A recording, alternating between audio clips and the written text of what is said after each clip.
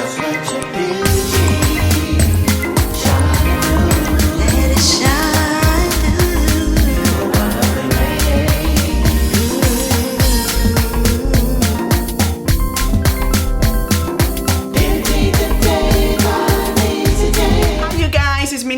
Today I want to come to you with how to stop doing your concealer like a YouTuber. If you are interested in seeing this video, then keep watching.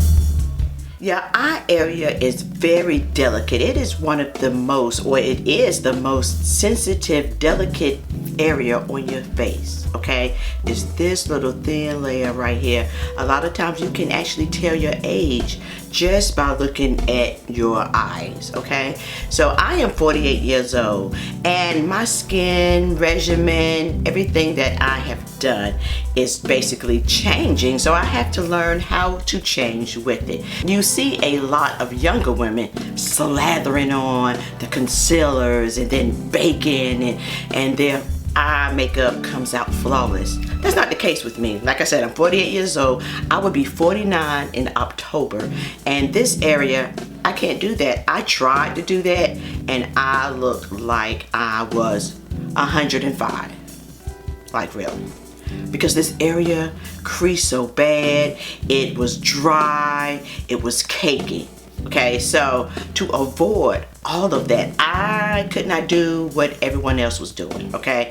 I had to figure out what works best for me, just like you have to figure out what works best for you. I just want to come on here and just show you some of the things that helped me. Now, your eye area may be different from mine. We are all different, so we just have to tweak things to work best for us, okay? That's what I always say.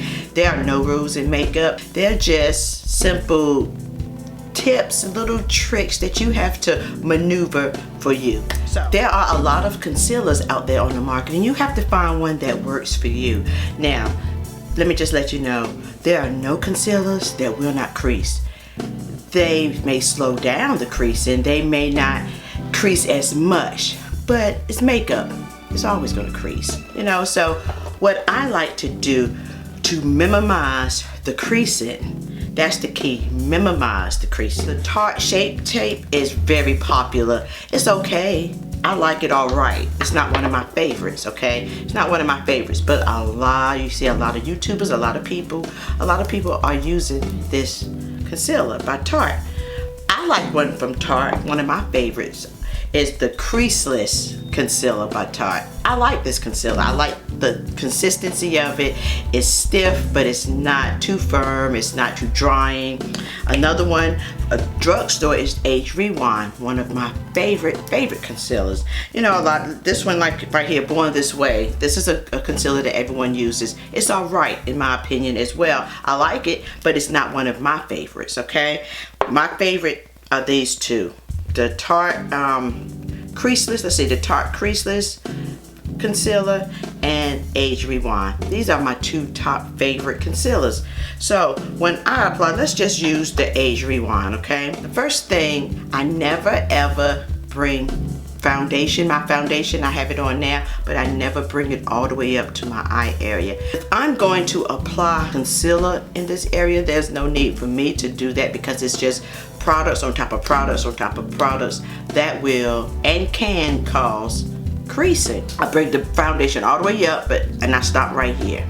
People like to use eye cream before they do that, before using foundation or concealer. I do not do that at all either. Every now and then you can apply it, maybe wait about 5 minutes while you're doing other things, brushing your teeth, doing your hair, whatever, and then come back with your concealer and things like that. I like to apply my eye creams at night. There are several different eye creams on the market. I will put a video that I did on some eye creams in the description box below if you're searching for a really good eye cream, okay? We're gonna use the Age Rewind. I just like, whoops, I just put too much right there, but I just put a little bit in this area, just a little bit. Some people let it sit because they say it makes their concealer wear better. Again, I do not. If I let it sit, I have dry skin. My skin type is dry, bone dry, okay? So I like to go in immediately. You know, I like to go in with a damp beauty sponge. This sponge is from Wet n Wild, one of my favorite, affordable. I think I paid $5 for the sponge. Love it. And I would just go in around my eye area. Just kind of go in this way. And I go in immediately. I was so used to concealers drying down that I would go in before so fast to make sure it doesn't dry and crease. So this is how I like to apply it. Okay, I go in lightly and I bring it up. And still, a lot of times I never bring it all the way up to this part. Okay, I just bring it lightly. I kind of help move it along gradually, you know. And this concealer that I'm using, the shade is called Golden Door by Maybelline Age Rewind. And so yes, this is what I just do. I just pat gently. Okay, if you realize, hey, I need a little bit more coverage, you can always go back and apply more. If you feel like you need a coverage around this area up here or down here or whatever, you know, just go back in and lightly apply where needed. Okay, now we're going to start with setting powders. I like to use finely milled setting powders, especially on my dry skin. I rarely use setting powders now because I haven't completely stopped, let me just say that. But I rarely use setting powders anymore. I used to use setting powders all the time, but now I find I don't need to set my foundation. I use setting sprays, you know, for my foundation. Now setting your eye area is a little bit tricky. A lot of times I do not set my eye area. Because I apply it lightly and I apply it when needed, I do not set. However, if I need to set, if I'm going somewhere special, I'm taking pictures and things like that, I like to use finely milled setting powders to set anything, my face, my under eye, whatever. And I do have a video, I will link that one down in the description box below, talking about setting powders and which setting powders are really great for mature skin. So let's say let's just see if I use the Laura Mercier setting powder. And I would take my sponge, okay, and just tap it, a damp sponge. I'm just going to put it on one eye and then put a little bit on my damp beauty sponge and kind of just go in and you press it in. You want to kind of press it in, you know, in this area. And this will help it from creasing. If you have dry skin and you really cake really bad up under this area, you may want to eliminate this step, as I do. Okay, and see, now this side is set, this side is just regular, but I like a more dewy set. When I set my foundation, I set it with a setting spray. I set my entire face, it dries down. I have a flawless look. My eye area is perfect. I like the way it looks without powder. You know, it doesn't look bad with powder, but I just like it without powder. And that's my preference. Just like you can choose and switch up what works for you, okay? Do not fall for the trends that everyone else is going with, especially when it's making you look a little older. You may want to say, tweak it a little bit and say, what works best for you? Okay, so that's what I do all the time. I do whatever works best for me.